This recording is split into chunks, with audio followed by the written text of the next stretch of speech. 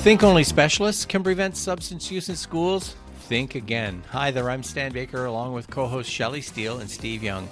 We're retired educators who worked in Ontario in neighboring school districts using restorative practices, and now we're coaching principals in restorative practices. Our guests this episode again are Dr. Emily Jenkins, Associate Professor and Canada Research Chair, UBC, Scientific Director, Wellstream, Canadian Centre for Innovation in Child and Youth Mental Health and Substance Use in Vancouver, British Columbia, and Dr. Ngieng, Deputy Superintendent of Abbey Schools in Abbotsford, British Columbia. Sometimes one caring adult can change a student's entire trajectory. Emily Jenkins shares how a simple comment from a basketball coach changed her school experience, highlighting the profound impact of small moments of connection. This episode is brought to you by Student Connections with a Trusted Caring Adult. Students with at least one strong adult connection are significantly less likely to miss school. Students who feel emotionally safe with an adult take more academic risks, meaning they're more willing to ask questions, admit struggles, and attempt challenging tasks. The benefits go beyond school success. They shape a student's future well-being, health, and resilience. Positive relationships with adults and adolescents reduce the risk of future mental health disorders, substance use, and even chronic diseases like heart disease and diabetes. A caring adult provides emotional regulation strategies and helps students develop healthy coping mechanisms, which have lasting biological and psychological benefits into adulthood. Your feedback helps. It shapes future discussions on restorative leadership for principals. Can you just take 5 minutes to click the link in the podcast description to let us know what you think? Our website, www.restorative.ca, is for principals who deal with conflict, who want to make it right in schools, and who want to make it about kids learning.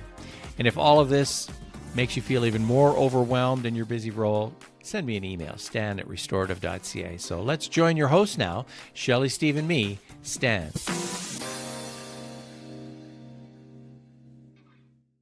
I think it comes back to, especially for a new principal or vice principal, is that you don't need specialized training right away to be able to do this work. We also had a number of principals and vice principals in the survey that didn't feel that it was relevant. The topic wasn't relevant to them. And I think that's especially so for those who are working in the K to 6, 7 kind of realm, the elementary school level. What does substance use have to do with me? Kids aren't necessarily doing that here at school. And yet we know that a significant proportion were concerned about substance use within the family context. And so there's opportunity there for this early kind of intervention work, but that's really grounded from a developmental perspective in that relationship.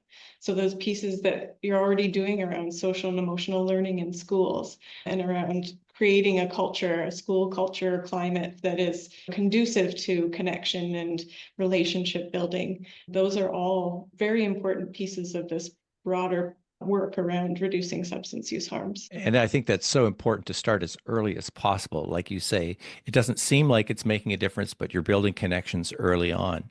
And Emily, you mentioned something that there were people who made a difference for you. Are you willing to share a couple of the stories of people that made a difference early on and what kind of difference they made?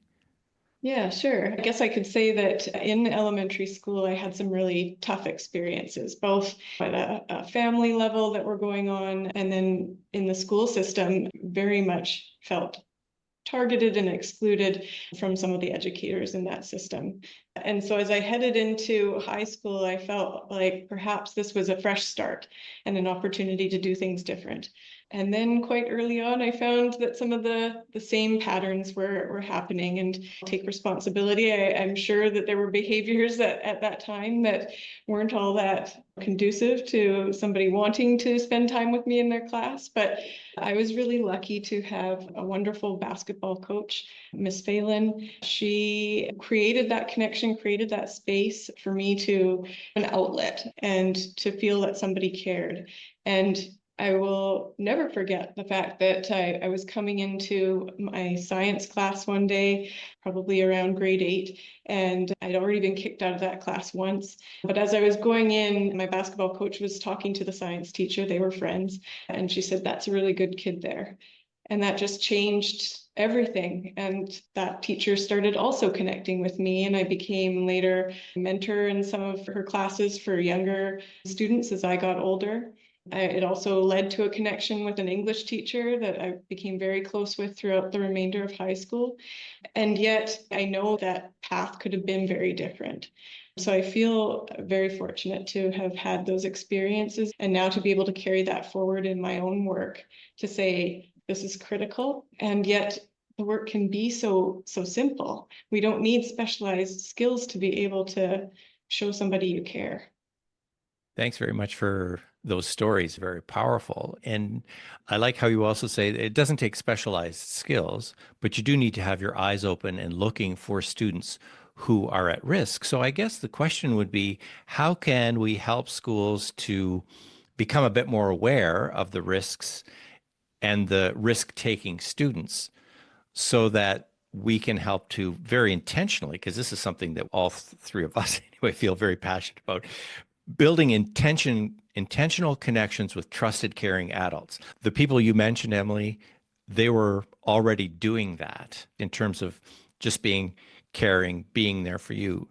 So what can we do to help schools identify kids that are at risk of substance abuse or preventing substance abuse for them? We want to avoid some of those preconceived ideas around who may be at risk and putting students in these boxes. I think that can also be quite harmful. And there's some programs out there that really do that, categorize this person as at risk, and therefore they receive an intervention. And I think that also holds the risk of missing people who might need supports, but on paper it might not look that way.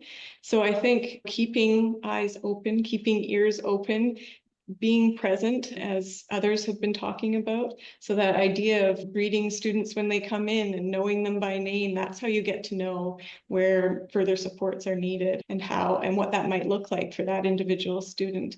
And in the end, I think it also eases some of the workload because you're connected and you know them. And so you've got that relationship. And so when it comes down to having to have those tough conversations, sometimes you've got a solid place that you're starting from. And I would add, substance use isn't confined to a particular student or identity. And I think it's important that that piece of challenging some of the unconscious bias that as adults we might hold about who is more prone or less prone to substance use. Anyone and everyone engages in substance use, right? It is, you think about adult behavior and we talk about having a drink or what have you. It's anyone can get involved in an unhealthy way with substance use for a variety of reasons. And you won't really know until you know the story of that individual. And I think that goes back to some of the really important work that I've experienced in our school setting around student voice, and Emily through her work about setting up environments where young people can share their experiences, authentically, truly share their experiences, because I think that's where you really glean a better understanding about who needs to be connected, have more opportunities to connect with adults. Who do you need to really wrap around? Who do you need to be aware of? And there isn't any one subset necessarily.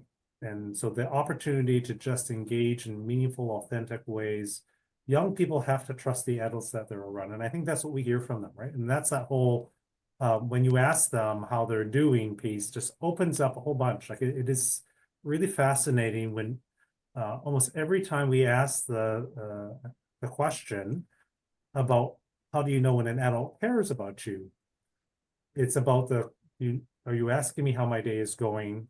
Are you asking me about what's going on in my life? Those kinds of questions that invite them to tell their true story about what's happening. And how often we don't do that, right? And that's the marginalization piece that happens that can drive or create a less than ideal environment for a young person that might make them more susceptible to unhealthy substances. I love what you're saying there too, in terms of the idea of recognizing who people are connected with. And one of the questions that I love to ask in a school setting, and certainly to ask students in terms of their voice, is if you have something to celebrate, Do you have an adult in the building you can go to? Because if you don't, then we got to do something about that. And to me, rather than starting with, all right, let's identify kids who are at risk of substance abuse, let's start with a list of kids that are not connected to adults. And how do we know that? Let's start with the adults first, right? Starting with the staff and say, here's a list of all the kids in our building. And if you have a connection with them, that is, you know their name, maybe you know their birthday, you know something about them, maybe you're their basketball coach, you put your name beside them. And now let's look at who's left and who's going to pick up this grade 7, who's going to pick up that grade 12. I've seen that exact strategy used, Stan, where a staff will go through the students, put them up and see which adults connect with who and examine that. And there will be some students who don't necessarily connect, and then they'll make an intentional plan to have an adult or two connect with them. And it can be a real powerful exercise for a school to go through, because it might not just be readily apparent about which kids are not connecting. And that intentional exercise helps bring that to light, and doesn't require any specialized knowledge, right? It's about developing a sense of school community and the commitment of the adults to create that nurturing and caring environment, which is, I think if you had asked Emily, that's really central. Back to Emily's point, that substance use prevention is not really about substance use, it's about that upstream connection and sense of belonging to a community piece. And similarly, when you look at who's connected with who and you make efforts to try and enhance or strengthen the connection between students and the school community, you're going to have outcomes improved across a number of domains: school success, attendance, mental health and being, substance use. So the payoff is potentially so much greater than if you just have a focused intervention on a very small component of a student's experience. I'm aware of a high school that changed the school culture by doing something like this. And actually, they did it with the entire student body. And you were responsible to know the names of 5 or 10 students. I forget what it was exactly. And you were responsible for giving them a card on their birthday. That's it. And so if you saw them in the hall, you had to say, hi, Nathan, hi, Emily, and happy birthday, Nathan, and happy birthday, Emily. That's all you had to do. And it changed the culture in the building. It's interesting. It takes me back to some of my doctoral work. I was working up in a small community in north central BC, and I was working with a group of youth to develop a mental health promotion intervention for their community. And so they had identified that they wanted to develop a bit of a hub, a place where people could go to get to know what was going on in this community. And to be honest, there wasn't a whole lot at the time, but it created an opportunity to talk about that and think about how do we change this. But I used something called social network analysis. And so I asked students to name everyone in the school setting who they could trust or they could go to if they needed help, and they listed people out. And so we were able to show that over time, following this intervention, people on average gained 2 connections within the school setting. And so I think that idea of ways that we can strengthen that and build a school culture around connectedness is so important and very much protective for a number of issues ultimately. See, and what I love about this idea of building these connections is that it doesn't sound like a health issue. It sounds like a school issue now, right? And now it's not something that's being put on me. It's something that's part of what I do every day. Yeah, it places it centrally in the scope of your practice, right? There's no longer that feeling that it's creeping outside and that something that health systems should be dealing with or not. And they should be where it's relevant, but I think there's an important role to play here. And again, I would point to, I think this is the unique opportunity here where we really have that integrated collaborative approach between health and education. And from an education lens, we're not asking to do things differently necessarily. It's about a comprehensive approach, a connected approach. A lot of the structures are already there. So whether you talk about extracurricular opportunities and just having more adults an opportunity to connect with young people, going and examining upstream approaches So I think the pieces are there for schools. It's just now about that connected and collaborative approach that I think this work has the opportunity to provide, and that schools are asking for and ready for. Emily, your story about your basketball coach is exactly that. That's how a lot of the kids who were on, I always said, were on the fringes, or the ones you worried about, made the connections through things other than academic work. And that's how we made those connections. It's too bad that there's so much going on in the schools that teachers say, I can't do anymore. I'm already running this club and this club. Or I had teachers that were coaching 5 and 6 teams in a year because nobody else would coach anymore. And I'd have to say, no, you can't coach anymore. You're not in class anymore. You're too busy going to tournaments. That's where we really built those connections. And that's the success I found early on as a phys ed teacher and a grade 8 teacher is I ran all those things. I did all those things. I knew practically every kid in the school because I ran all these lunchtime programs and morning programs and stuff. But it's not that way anymore. It's too bad. And Nathan, you probably know that from going into your schools. You see some of it, but not to the same extent. And what I would say too, we had unique opportunity. We actually commissioned a report on extracurricular in our school district here with the underlying purpose of seeing what was out there. And what we pleasantly discovered was that there were still a range of activities through our middle and high school, elementary, middle, and high school years, and the growing importance of those, in particular in the middle school years.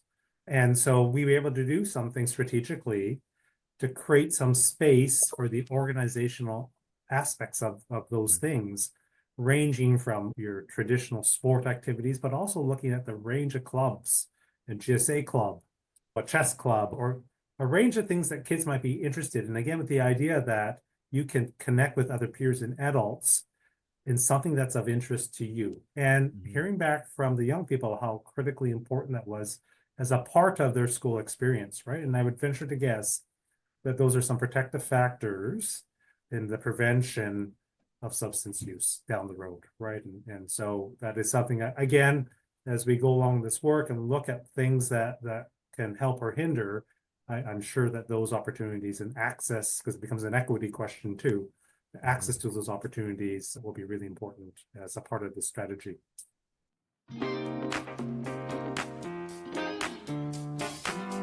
Dr. Emily Jenkins and Dr. Nathan Ngieng debunked the idea that educators need special training to make a difference. Instead, they emphasize how simple acts of connection like learning a student's name, asking how they're doing, or showing up in their extracurricular activities can be life-changing protective factors. Relationship building is at the heart of substance use prevention. Now, we're not stopping at this conversation. We want your perspective and we want it to keep going. What resonated with you and what challenges do you face? Fill in the feedback form in the description. Building relationships with students and trusted caring adults is part of what schools do and do well. Now, if this still seems overwhelming to you, we can help using restorative approaches. So send me an email to stan@restorative.ca.